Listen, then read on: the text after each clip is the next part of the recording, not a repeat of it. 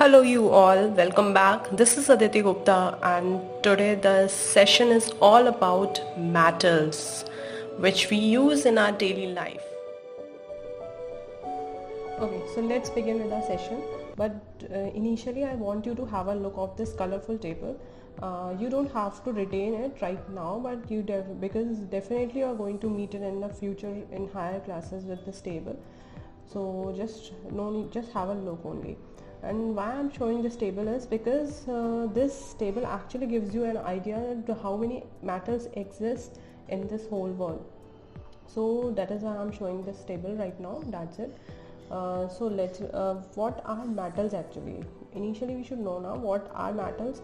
Metals are minerals or substance that forms naturally below the surface of the earth. Okay, so what are actually metals? Which you get it from the earth crust, from the below of the earth crust, and that naturally present in the rock, which is being washed away by the surface of the water and groundwater in the atmospheric dust.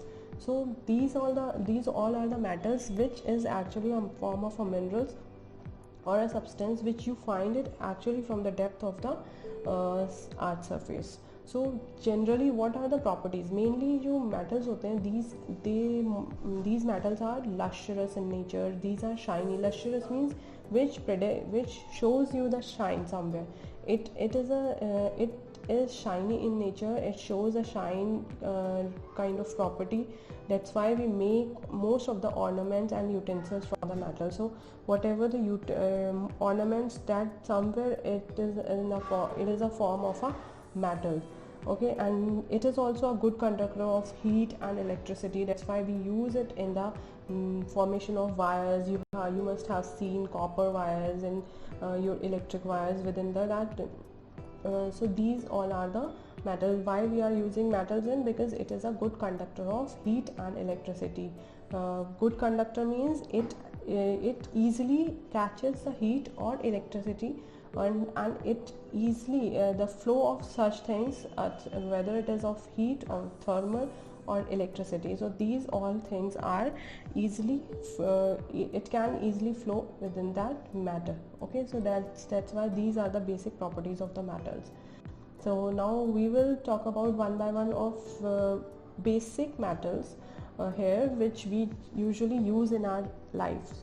Okay, so first and foremost metal is gold. You must all are aware about the gold. Then what are gold? What gold is? um, you have seen your mothers wearing various ornaments of gold. We use it in the form of it is used in to make the ornaments, decorative items, jewelries, and further it also used for the dental fillings and making the coins also. So these golds are used it is a very expensive kind of a metal also. It is very shiny. Okay, so and that's why we use gold for the exchange or for the economic purpose also. So these golds, basically if we'll talk about initially, then this is if we'll talk about pure gold, then it is soft in nature. And if pure gold is soft in nature, so how we can make the ornaments? While making it an alloy is what? Mixing of metals. Alloy is what? Mixing of two metals or more than two metals. So here we are mixing some other metals like silver, copper, platinum. So you can see it here clearly that this pure gold is made up with the help of pure gold. Main gold metal will made up with the help of silver, copper or platinum somewhere. So next metal is about silver. So this silver is also used. You have seen that some of the ornaments are also made up of silver tablewares, utensils also. We found it in our houses, that silver tablewares and utensils, we use it generally. And if you have seen some sweets also, we cover up with some silvery shining coating. That coating is generally called varak. Okay, so these silver foils, we use silver foils to coat the and decorate our sweets also, and we use silver for dental alloys, for making our teeth, for in a dental use also we use it, and silver coating is used to make the mirrors, because it is the best in the form of reflection.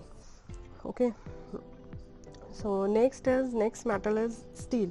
Now what is steel? Steel is basically is used in the wide number of making steel utensils. You generally in your daily life use steel utensils, and these are used for the making of buildings, railways, roads, buildings, appliances and other infrastructures also, and majorly you use it in the kitchen utensils here. And next is copper. Copper basically is a good conductor of electricity. Copper is a good conductor of electricity. It is also more efficient. It is more efficient than any other metal, so this is the most electroconductive metal. So, okay, so that is why we generally it is not the most, but definitely we use it in the it is used for the making of electric wires. Why? Because it is ductile in nature. Now what is ductile? Ductile means when we hammer the metal.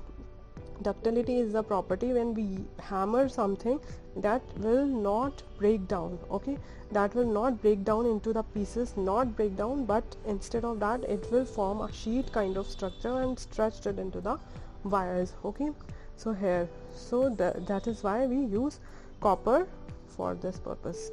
Next is iron. Iron also it is also some other kind of a metal we generally use to make the bridges, electric pylons, bicycles, chains, and cutting tools, rifle barrels, some like that. And iron is also having a property to attract magnets. Okay, so sometimes we use to make it and to make the magnets also. Okay, so that this is how we use irons. Next is zinc. Zinc is a metal which is known for its rusting properties, means that do not rust so easily. Zinc and aluminium do not rust so easily. That's why we use it as a coating on during use it in the coating of some other metals.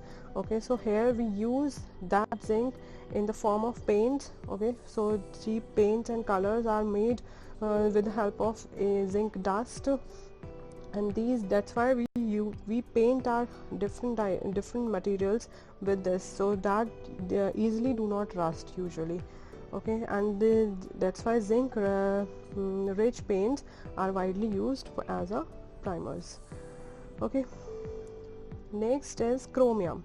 Chromium is also some other kind of metal which is also used for chromium plating, and is done in the car parts, bathtubs, kitchen gases, burners, etc. Okay, so this chromium plating generally refers, what is chromium plating is simply as a chrome, it is a technique of electroplating a thin layer of chromium onto a metal object. So if we have another metal objects, we generally cover it up with a plating, with a layer of chromium, and which gives you a shine kind of a structure. You can see here that it gives the shine of metals, okay, and this is why we do the chromium plating to the other metals. And now this is uranium. Okay, so what is uranium? Uranium is a metal which that metal which is used for the nuclear fission process. Okay, so now what is nuclear fission process? It is just, you don't have to go into so much deep, but that's retain it, that fission means breaking down of something. Okay, so here you can see in the picture or as well that it is breaking down into another form. Okay, and it is breaking down into another form, here like this, and this is how it is getting down in the fission process. So this is fission, and uranium fission is made efficient by the nuclear engineers as well, and according to the studies, most enriched uraniums in the nuclear power plants is made up of 33 to 5% of U-235. This is a kind of a uranium isotope. It is a kind of a uranium U-235, and which is used generally for the nuclear fission process. Okay. Next is bronze. So everyone must be familiar. We have seen silver, gold and bronze medals. So these bronze is widely used in coinage. It is used widely in coinage, and most copper coins are actually bronze. Okay, so here you can see clearly that these coins are made up of bronze. It is a metal that coins are made up of bronze, and this use it in the form of exchanging of the money. Okay, so bronze can also be used to make springs, turbines, blades. This is also another use of the bronze, and it is the choice of a machine bearing. Next one is nickel. Nickel is also used as an alloy elements in the cast iron steels. So next, alloy, you all understood that it is a mixture of some two or more than metals. Okay, so nickel is also an alloy atom. Nickel also used in the iron steels जो होते हैं, so that's why we make steel as a stainless steel. So okay, so this is nickel basically used to make a stainless steel with the help of mixing it with the steel. Okay, so we generally mix steel with the nickel to make stainless steel. Okay, so here nickel generally don't used as in the pure form. It used with a mix of some other metals, and this is how we use nickel in our daily lives. And nickel is rarely used, so here I've told you that it is not used in the form of pure form. Instead it combines with some other metal like iron, steels and other metals, and this is how we use nickel in our daily lives. So that's all. These all are basic metals, means you must be known about these metals which we use in our daily life. And these basic metals we use in our daily lives for the ease of our some scientific process, and to retain some scientific process, to back off the scientific process like rusting and all. So we use such kind of matters, and everyone should aware about these basic matters which we are using day to day life. Gold, silver, copper, and these are basic metals. Okay, so this is all about the metals. This is the basic part of our scientific elements which we generally use in our daily life. Okay, so that's all. That's it. Have a great day.